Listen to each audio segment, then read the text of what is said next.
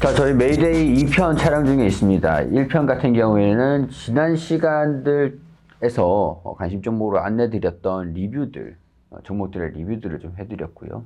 그리고 철강과 조선 관련된 이슈들을 하나하나 풀어드리면서 태강과 성광밴드를 말씀을 드렸습니다.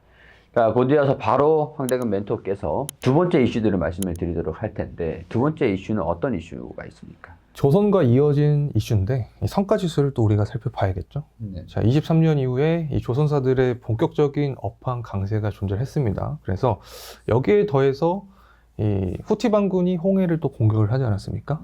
네, 그래서 해상운임이 또 상승을 했습니다. 그래서 종합적으로 봤을 때 이 더 많은 배를 이 노선에 투입해야 되는 상황이 발생을 했다. 자, 이렇게 말씀을 드릴 수 있고, 자, 그렇기 때문에 또 조선사는 이 도크가 꽉 찼습니다. 그래서 자연스럽게 이 신규 선박과 중고 선박 중에서도 이 중고 선박에 눈을 돌리는 상황이 만들어졌다. 자, 그래서 수요가 증가를 해서 이 중고 성과지수도 상승하는 추세다. 자, 이렇게 말씀을 드립니다. 자, 그래요. 도크가 꽉 차 있는 그런 상태라고요? 네, 맞습니다. 네, 이게 뭐 때문에 그렇다고 하시죠? 방금 후티 반군에 대해서 말씀을 좀 주셨었는데, 네네.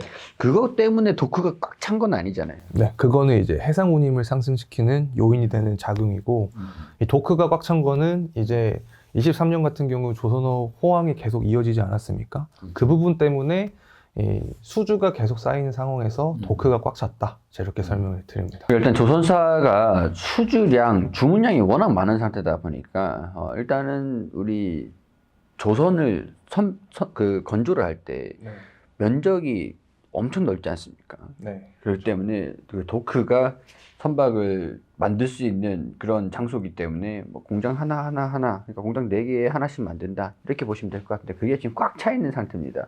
그러니까 신규로 주문을 넣으려 그러면은 네. 도크가 없기 때문에 기다려줘. 그러면은 웃돈 더 줄게. 그렇죠. 더 줄게. 그걸 더 노리는 거죠. 예.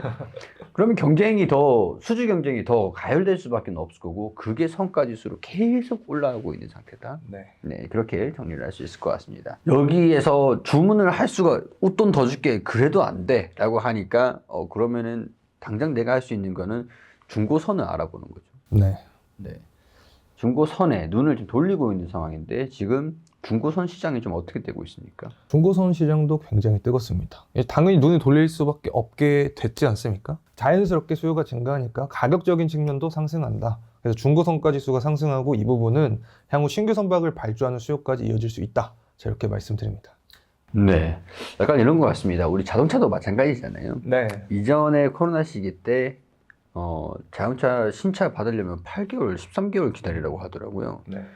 그러니까 야, 나 돈 더 주고 할인 안 받아도 되니까 좀 팔아. 네. 사고 싶어 이렇게 하는데 뭐 8개월, 13개월 기다려야 된다고 하니까, 이제 당장 차가 필요하신 분들은 중고차 시장으로 눈을 돌리죠.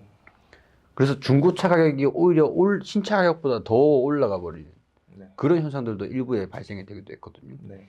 약간 그런 상태인 것 같아요. 네, 저도 비슷하게 보고 있습니다. 네. 자, 최근에 신주성가가 올라가고 있는 상황인데, 후판 가격이 좀 특이한 동향을 보여주고 있다고요? 네, 맞습니다.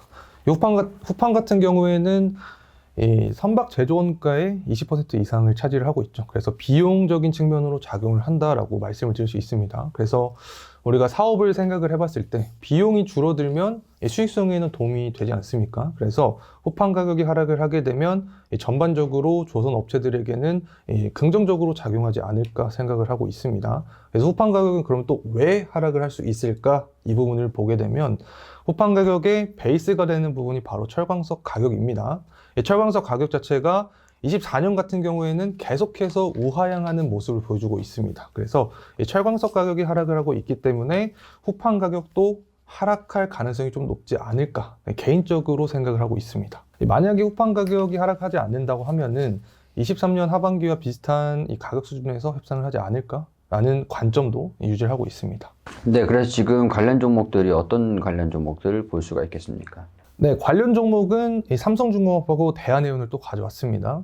삼성중공업 같은 경우에는 앞서서 제가 탑픽으로 말씀을 드렸었죠. 하지만 이 고유가 기조가 또 유지가 되고 있어요. 그래서 이 조선주 중에서도 FLNG 강세인 이 삼성중공업을 다시 한번 볼 시기가 될 수 있지 않을까 생각을 하고 있고, 이 대한해운 같은 경우에는 제가 왜 가져왔냐면 앞서서 중고성가지수랑 또 해상 운임료에 대해서 말씀을 드렸지 않습니까? 그래서 중고성가지수가 상승하면 운임료가 또 오르게 되는 구조가 있습니다. 그래서 이 배를 가진 해운사 입장에서는 이 중고성가가 오르면 자산 가치가 상승할 수 있다, 이렇게 말씀을 드릴 수 있고, 이 과정에서 이 흥하해운이 사실 해상 운임이 오르게 되면 대장주 역할을 했는데, 이 대한해운 같은 경우에는 흥하해운과 비교를 했을 때 이 실적적인 측면에서 조금 더 탄탄한 모습을 보여주고 있기 때문에 앞으로 좀 방향성에 대해서 긍정적으로 바라볼 수 있지 않을까 생각하고 있습니다. 네, 그럼 삼성중공업부터 차트와 흐름들을 보면서 얘기를 들어보도록 하겠습니다. 이 삼성중공업의 차트인데, 이 삼성중공업 같은 경우에는 제가 굉장히 많이 분석 영상을 드렸었죠. 그래서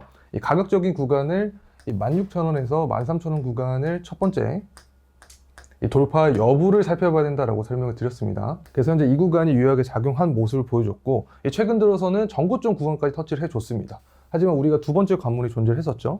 이 9,500원 구간을 돌파를 해주면 이 상방에 대한 모멘텀이 더 강할 것이다 라고 설명을 드렸습니다. 그래서 현재 기준에서는 우리가 목표를 어떻게 잡아야 되냐, 이 전고점 구간을 돌파를 할 수 있는지 그 유무를 체크를 해야 된다, 자, 이렇게 말씀드릴 수 있고, 제가 적정 밸류에이션에 대해서도 또 산출을 해드렸었죠. 그래서 이 구간은 16,000원이다 라고 말씀드렸습니다. 이 부분은 제 분석 영상을 통해서 자세한 내용들 확인해 주시면 도움이 되지 않을까 생각합니다. 대한해운의 차트입니다. 대한해운 같은 경우 현재 가격대가 대략적으로 한 1,900원 정도를 유지를 해주고 있죠.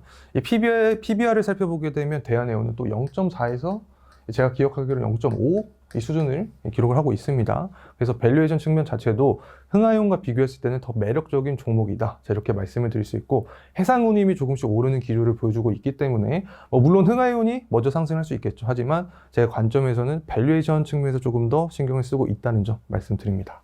네, 알겠습니다. 우리 신주성가 지수하고 우리 후판 가격에 대한 내용들 살펴봤고, 관련 종목으로 삼성중공업이랑 대한해운까지도 체크를 해봤습니다.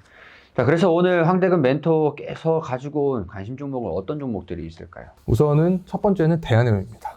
그리고 두 번째 종목은 태광이죠.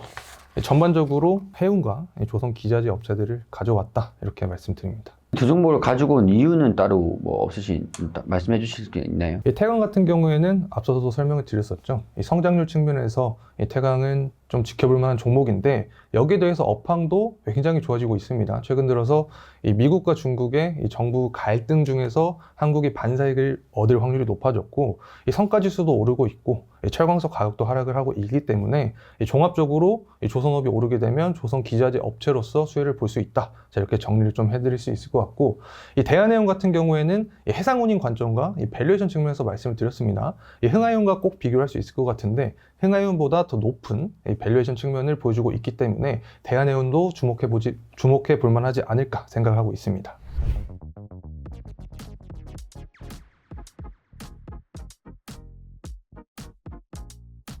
네, 알겠습니다. 오늘 이렇게 메이데이 첫 번째와 두 번째 관련 종목들도 안내드리고 관심 종목들 리뷰, 그리고 관심 종목들까지 제시를 해드리면서 말씀을 드렸습니다.